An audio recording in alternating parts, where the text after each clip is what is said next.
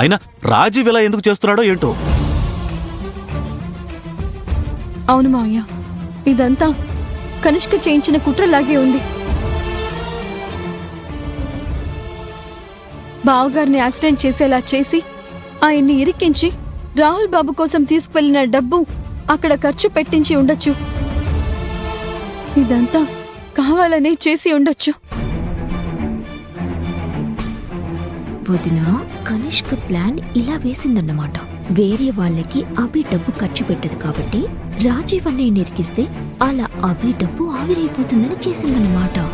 అయితే మా ఆయన్ని వాడుకుని కనిష్క బానే ప్లాన్ చేసినట్టుంది. నానా, అన్నయ్య ఎందుకు కనిష్క మాట వింటున్నాడో నాకు అసలు ఏం అర్థం కావట్లేదు నాన్న.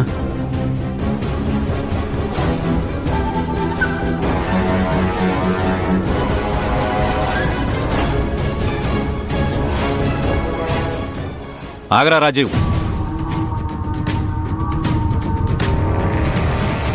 ఏంట్రా, కారుతో ఏమైనా యాక్సిడెంట్ చేసావా? అవును, వాడి టైం బాగుంది కాబట్టి బతికాడు, లేదంటే చచ్చుండేవాడు. ఏంట్రా, ఏంటా మాటలో?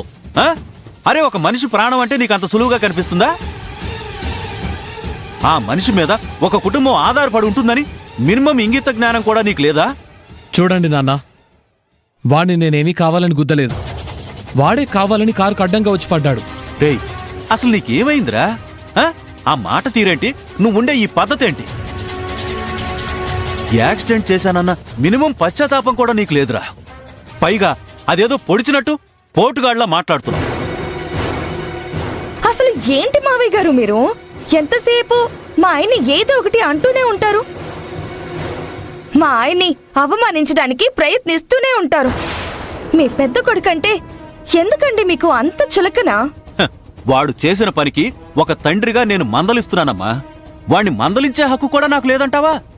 నాకు తెలుసు మావయ్య గారు, మీ బాధంతా మా ఆయన తప్పు చేశాడని కాదు, ఆ అభి చేతిలో ఉన్న డబ్బులు పోయాయని. మీ చిన్న కొడుకు ఆ కనిష్క బారి నుండి తప్పించుకోలేకపోయాడని.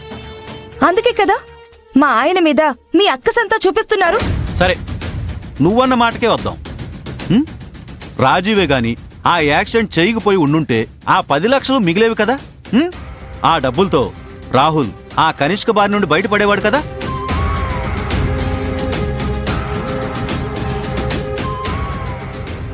నాకు అర్థమవుతుంది నాన్న, ఎంతసేపు మీరు రాహుల్ గురించి ఆలోచిస్తారు, వాడి మంచిగా కోరుకుంటారు.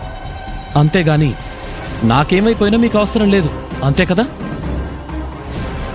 అసలు ఏం మాట్లాడుతున్నావు అన్నయ్య? నాన్న నిన్ను ఒకలాగా నన్ను ఒకలాగా ఏనాడైనా చూసారా? ఏనాడు చూడలేదు, ఇప్పుడు చూడడం మొదలు పెడుతున్నారు.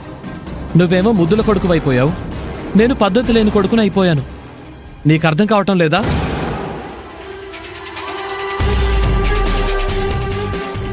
రాజీవ్ అన్నయ్య చేసిన దాంట్లో తప్పే ఉంది. రాహుల్ ఏం చేసినా అదే కరెక్ట్ అంటున్నారు, కానీ రాజీవ్ అన్నయ్య చేసిన దాన్ని మాత్రం తప్పనే అంటున్నారు. హైరేంద్రి, నువ్వు ఆపుతావా? మావయ్య గారు తన ఇద్దరు కొడుకుల్ని అంత వేరు చేసి ఎప్పుడు చూడటం లేదు. మీరే అనవసరంగా ఇలాంటి వివక్షలు మావయ్య గారికి అంటగడుతున్నారు.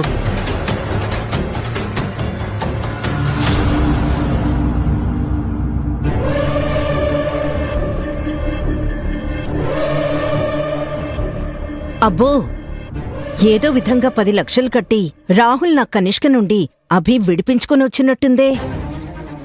లేదు కదా,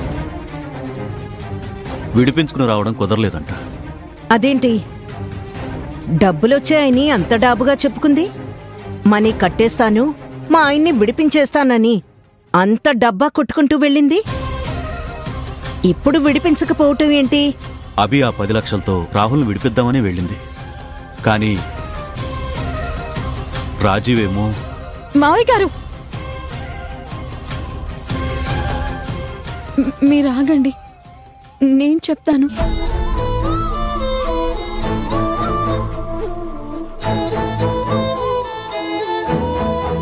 సారీ అత్తయ్య, నేను రాహుల్ బాబుని విడిపిద్దామని డబ్బు తీసుకుని ఆటోలో వెళ్తున్నాను. ఈలోపు కొంతమంది దొంగలు ఆటోకి అడ్డుపడ్డారు. కత్తి చూపించి డబ్బులు దోచుకుని వెళ్ళిపోయారు.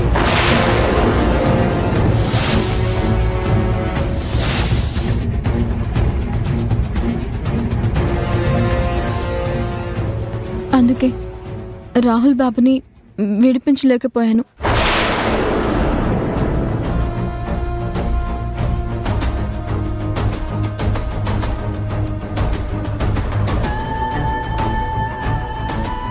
అసలు నువ్వేం మనిషివే? 10 లక్షల రూపాయలు అలా పోగొడతావా? ఈ మాత్రం దానికేనా రాహుల్ని విడిపించేస్తాను, రెక్కలు కట్టి స్వేచ్ఛనిచ్చేస్తానని చెప్పి అన్ని ప్రగల్భాలు పలికావు?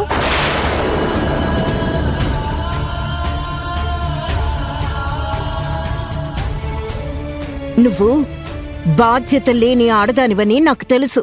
అది ఇంకోసారి నిరూపించావు. వేదా, ఏంటా మాటలు? అరే ఏదో పొరపాటు జరిగింది, దానికే నువ్వు అంతగా విరుచుకుపడాలా? అదేవైనా చిన్న పొరపాట? 10 లక్షలండి, 10 లక్షల రూపాయలు పోగొట్టింది.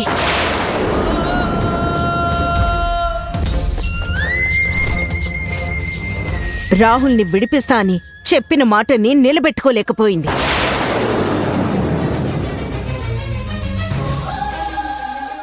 అది కాదు వేదా, ప్లీజ్, నీకు నిజం తెలియకుండా నువ్వు మాట్లాడుతున్నావు. ఏం జరిగింది? ఏం జరిగిందంటే అసలు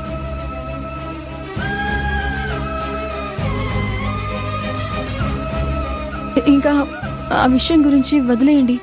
మనం ఎంత మాట్లాడుకున్నా పోయిన డబ్బు తిరిగి రాదు కదా. చూసారా ఎంత నిర్లక్ష్యంగా మాట్లాడుతుందో? ఈ అభిని ఎన్ని మాటలన్నా దారికి రాదు, ఎన్ని తిట్టినా మనిషి మారదు. కుటుంబాన్నెప్పుడూ ఏదో ఒక విధంగా ఇబ్బంది పెడుతూనే ఉంటుంది.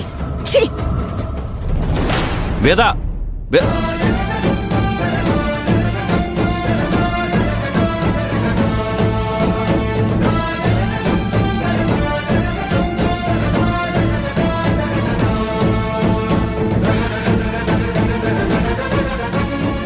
అమ్మా అభి, ఏంటమ్మా ఏంటిదంతా? ఎందుకు నువ్వు నిజం చెప్పనివ్వలేదు? ఇప్పుడు ఈ నిజాలన్నీ అత్తయ్య గారికి తెలిస్తే మళ్ళీ ఆవిడ ఆరోగ్యం మీదకి వస్తుంది కదా మావయ్య గారు.